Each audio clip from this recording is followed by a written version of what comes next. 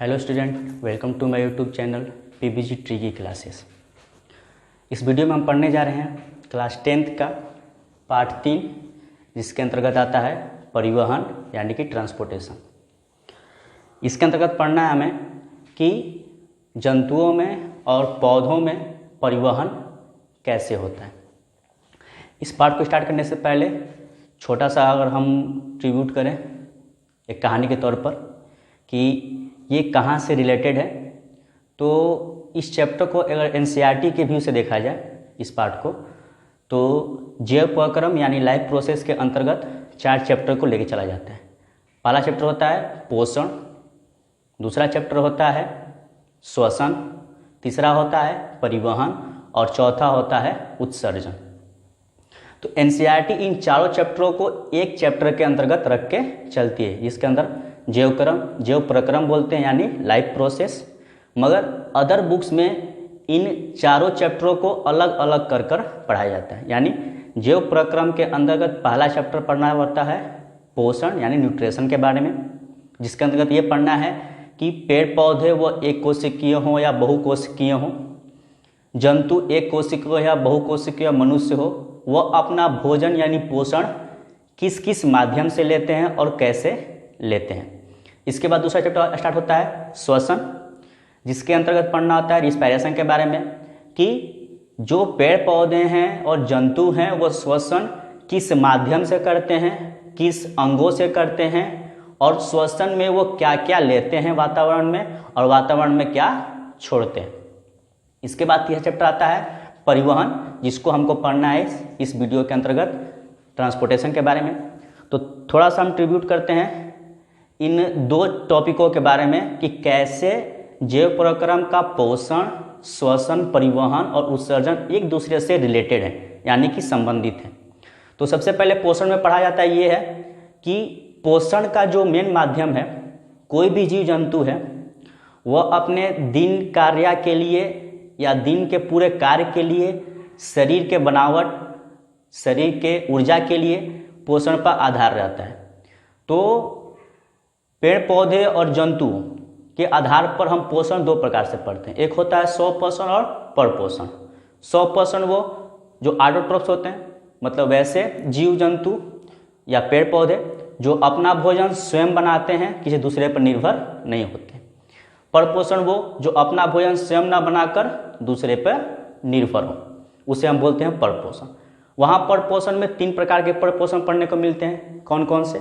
मृतजीवी पोषण, परजीवी पोषण और प्राणी संभोजी पोषण। इसके बाद आते हैं हम लोग तो पौधों में सबसे बड़ा मुख्य भाग हमको पढ़ना पड़ता है प्रकाश संश्लेषण यानी फोटोसिंथेसिस के बारे में कि कैसे पेड़ पौधे, मतलब बहुजटिलीय पेड़ पौधे अपना भोजन वायुमंडल में किस माध्यम से बनाते हैं और उस माध्यम के द्वारा उनके मुख्य भागों में क्या भोजन पदार्थ बनता है और उस भोज्य पदार्थ का किस रूप में स्थानांतरण होता है यानी ट्रांसलोकेशन होता है, ये पढ़ते हैं हम लोग। फिर जब आप आते हैं जंतुओं में, तो जंतुओं में हम एक कोशिकीय से स्टार्ट करते हैं, बहुकोशिकीय में जाते हैं। मतलब एक कोशिकीय में अमीबा, पैरामीशियम, यूग्लिना, इनके बारे में पढ़ते हैं। फिर आते हैं हम लोग बहुकोशिकीय में, जहाँ हमको पढ़ना होता है मनुष्य के बारे में, क्योंकि मनुष्य जंतुओं में बहुजटिलीय कोशिकाओं में आता है। वहाँ हमको मनुष्य के पूरे भागों को पढ़ना पड़ता है, पूरे आहार नाल के भागों को, जो मुख गुहा से शुरू होता है, मुख गुहा, आहार नाल, आमाशय, उसके बाद छोटी आंत, बड़ी आंत, ठीक है, ये सब भाग हमको पढ़ते हुए चलने होते हैं। तो पोषण में ये होता है कि जो जंतु या पेड़ पौधे अपना मुख्य भोजन किसी न किसी रूप में ले रहे हैं, तो उन सभी भोजनों में कोई ना कोई कार्बनिक रूप पाया जाता है। और वो कार्बनिक रूप हो सकता है प्रोटीन के रूप में हो, कार्बोहाइड्रेट के रूप में हो, वसा हो, ठीक है, न्यूक्लिक एसिड हो, ये सभी रूप में होते हैं।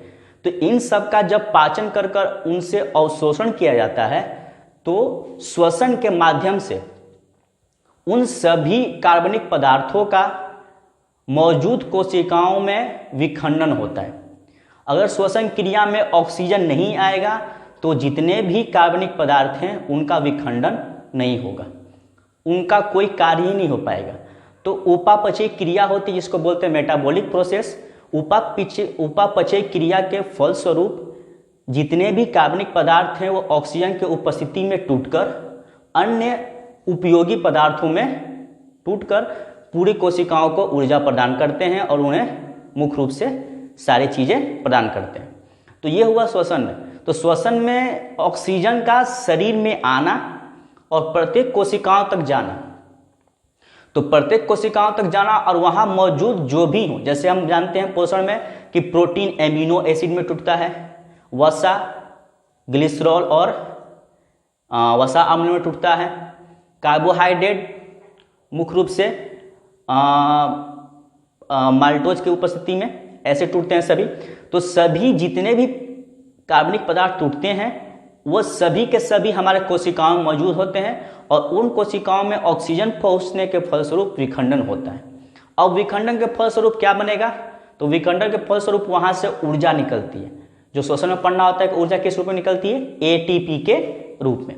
तो वो एटीपी के रूप में जो ऊर्जा निकलती है वह ऊर्जा मुख्य रूप से प्रत्येक कोशिकाओं तक जाती है। तो परिवहन क्या करता है कि इन दोनों को रिलेट करता है, जोड़ने का काम करता है। यानी ये कि परिवहन का अगर डिफिनीशन होगा, परिभाषा देना होगा हमको, तो परिभाषा हम क्या देंगे, तो यहाँ हम देखते हैं परिभाषा हम क्या देंगे कि समस्त उपयोगी पदार्थों।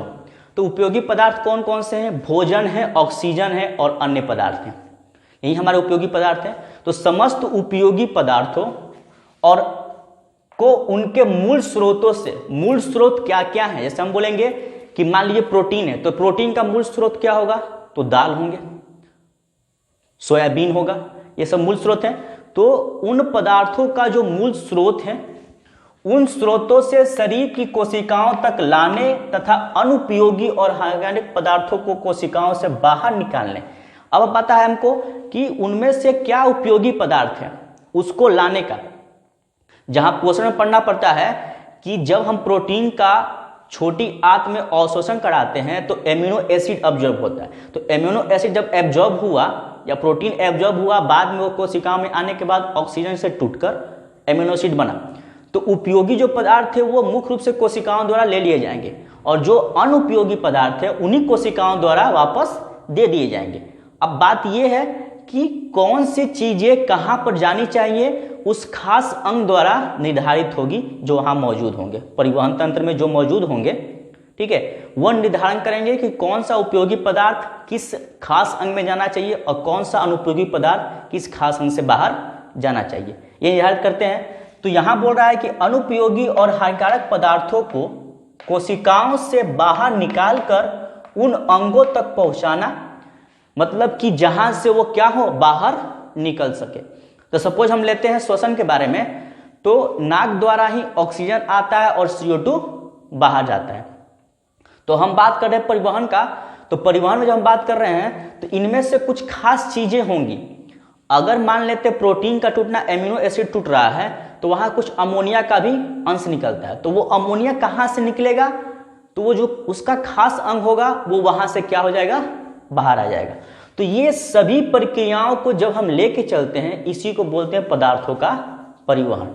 ठीक है, इस बात को फिर समझना है कि सभी उपयोगी पदार्थों, जो भी पदार्थ हैं, भोजन, ऑक्सीजन या अन्य पदार्थ जो भी हैं, उनके मूल स्रोतों से कोशिकाओं तक लाना और उनमें से उपयोगी पदार्थों को छोड़कर जो अनुपयोगी पदार्थ हैं उनको शरीर के खास अंग से बाहर निकालना, इसी प्रक्रियाओं को बोलते हैं हम लोग परिवहन। समझ में आया आपको? इसके बाद आते हैं कि परिवहन के लिए एक खास बात आती है कि अगर परिवहन हो रही है तो वो परिवहन किसी तंत्र द्वारा क्या होगी, कंट्रोल होगी, नियंत्रण होगी। तो उस परिवहन तंत्र को हम क्या बोलेंगे, तो देखते हैं यहां से हम लोग परिवहन तंत्र को, कि जीवों के शरीर में जो पदार्थों का परिवहन करेगा। अब हम बात करते हैं परिवहन कौन कौन से कर सकते हैं। अगर हम बात करें पेड़ पौधों के लिए, तो पेड़ पौधों में अगर एक कोशिकीय पौधों की बात होगी तो एक कोशिकीय में एक कोशिका है, कोई उत्तक तो है नहीं। उत्तक किसे बोलते हैं, उत्तक मतलब कि कई कोशिकाओं के समूह को उत्तक बोलेंगे। अब एक कोशिका है तो एक ही कोशिका सारे काम करेगी। तो यहां एक कोशिकीय जीव हैं तो उनमें जो भी परिवहन का माध्यम होगा वह विसरण क्रिया द्वारा होता है। किसके द्वारा, विसरण क्रिया द्वारा, यानी डिफ्यूजन। इस बात को याद रखना है, किस क्रिया द्वारा, विसरण क्रिया द्वारा होता है, जिसको हम बोलते हैं डिफ्यूजन। मगर यही अगर होगा क्वेश्चन कि अगर बहुजटिलीय पेड़ पौधे आ जाएं, ठीक है, बहुजटिलीय पेड़ पौधे आ जाएं तो उनमें एक खास तंत्र आ जाता है। वो खास तंत्र होता है संवहन तंत्र या संवहन बंडल। ठीक, उसी तरह अगर जंतुओं में बात करें तो परिवहन तो पदार्थों का हो रहा है, मगर पदार्थों का परिवहन करने के लिए कुछ खास अंग होते हैं और उस अंगों के समूह को मिलाकर बोलते हैं परिवहन तंत्र। तो यहां हम देखते हैं क्या बोल रहा है डिफिनीशन परिवहन तंत्र का। जीवों के शरीर में पदार्थों के परिवहन, अब पदार्थों का परिवहन हो रहा है या स्थानांतरण। स्थानांतरण मतलब ये होता है कि मुख्य रूप से जो हमारे शरीर में कोशिकाओं द्वारा ऑक्सीजन के आने के बाद उन पदार्थों का विखंडन हुआ और जो उनके फलस्वरूप हमें मिला, उनके मिलने के बाद उनमें से उन प्रक्रियाओं को हम किस रूप में या उन पदार्थों को हम किस रूप में स्टोर कर सकते हैं, रख सकते हैं, उसी प्रक्रिया को बोलते हैं स्थानांतरण। अब जैसे हमने कहा कि प्रोटीन था, तो प्रोटीन को हमने मुख्य रूप से कोशिकाओं की उपस्थिति में हमने एमिनो एसिड में तोड़ लिया हमने। मतलब वो कौन सा एंजाइम होगा, कभी कभी एग्जाम पूछता है एंजाइम, तो वो पेप्सिन एंजाइम है जो प्रोटीन को तोड़ के एमिनो एसिड कर दिया। तो वो एमिनो एसिड कहाँ स्टोर होगा, उसी प्रक्रिया को बोलते हैं स्थानांतरण। वो ट्रांसलोकेट करेगा।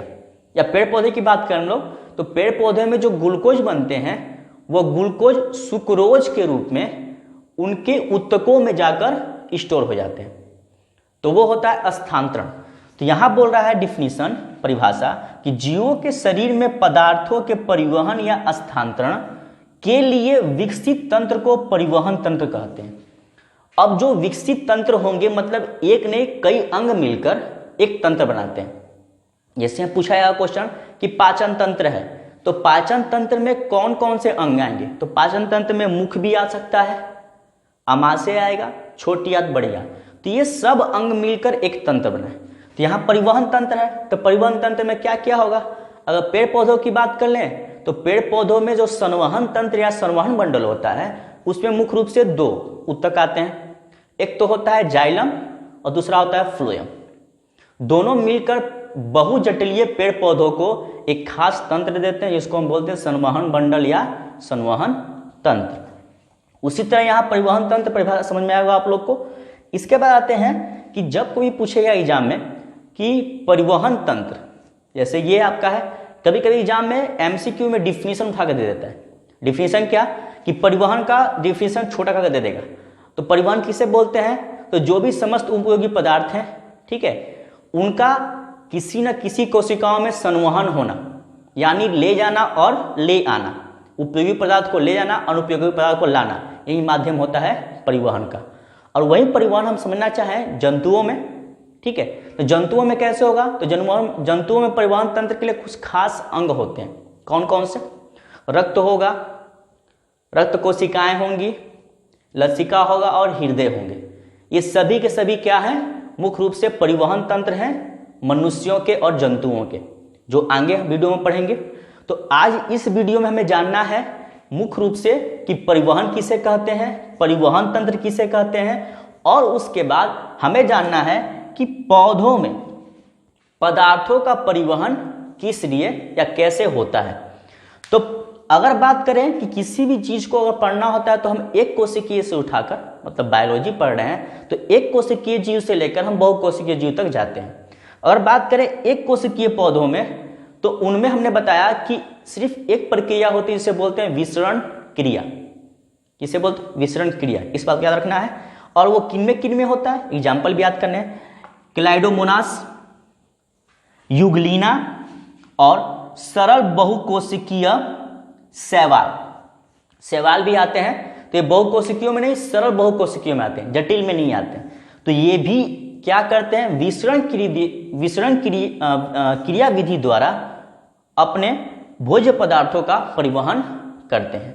अगर वही बात होगी जटिल बहुकोशिकीय पौधों में, तो यहाँ किसी खास तंत्र की आवश्यकता पड़ती है, और वही तंत्र जटिल बहुकोशिकीय जटिल पौधों में वही संवहन तंत्र या संवहन बंडल कहलाती है। कहते एग्जाम में पूछता है कि संवहन बंडल सम्मिलित रूप से बने होते हैं, तो सम्मिलित रूप से दो रूप से बने होते हैं, जाइलम और फ्लोएम से, जो हम अगले वीडियो में पढ़ेंगे। इसी पौधों में पदार्थों के परिवहन को जब हम अगले वीडियो में पढ़ेंगे तो वहां हम डीपली डिस्कस करेंगे जाइलम और फ्लोएम के बारे में। जैसे अभी इस वीडियो में समझा दें, ठीक है, एक डिफाइन के रूप में, परिभाषा के रूप में, कि जो जाइलम होता है उसका मुख्य कार्य होता है कि मुख्य रूप से जड़ों से यानी रूट से खनिजों को, जलों को, ठीक है, और कभी कभी कुछ वायु को स्थानांतरण करवाना, कहां तक, पत्तियों तक, क्योंकि हमें पता है कि प्रकाश संश्लेषण कहां होता है, मुख्य रूप से पत्तियों में, वहां होती है क्लोरोफिल, तो वहां स्थानांतरित करवाते हैं और स्थानांतरित करवाने के फलस्वरूप वहीं क्या होता है, मुख्य रूप से भोजनों का बनना और वहां से परिवहन होना होता है। तो ये काम होता है जाइलम का। जाइलम क्या करता है, जल, खनिज लवण और वायु को जड़ों द्वारा स्थानांतरित करवाता है। इसके बाद दूसरा आता है फ्लोएम। फ्लोएम क्या करता है, जब पत्तियों द्वारा भोजन बन जाते हैं, ग्लूकोज, उन ग्लूकोजों का स्थानांतरण करवाता है मुख्य के, मतलब पेड़ पौधों के अन्य भागों में। फ्लोएम का यही काम होता है। ठीक, तो यहां तक फिलहाल इस वीडियो में यही समझना है कि परिवहन किसे कहते हैं, परिवहन तंत्र किसे कहते हैं, और मुख्य रूप से पौधों में पदार्थों का परिवहन कैसे होता है। तो आई होप आपको ये पूरी बातें समझ में आई होंगी और यही पॉइंट्स सभी नोट्स में जाएंगे। प्रत्येक वीडियो में होगा, आपको सभी पॉइंट्स ऐसे क्लियर दिए जाएंगे। सभी वीडियो में आपको जितने भी पॉइंट्स लिखवाए जाएंगे सभी पॉइंट आपके नोट्स में जाएंगे। अब इसके बाद थोड़ा सा रिवाइज करते हैं हम आगे, कि जब हमने बात किया कि श्वसन है, रिस्पायरेशन, तो वहां हमने देखा कि कोई भी भोजन है, प्रोटीन है, तो प्रोटीन जो है वो मिला कहां से, तो पल्सेस से। ये प्रोटीन पेप्सिन एंजाइम होता है, उसकी उपस्थिति में टूटेगा अमीनो एसिड, यानी एमिनो अम्ल के रूप में टूटेगा।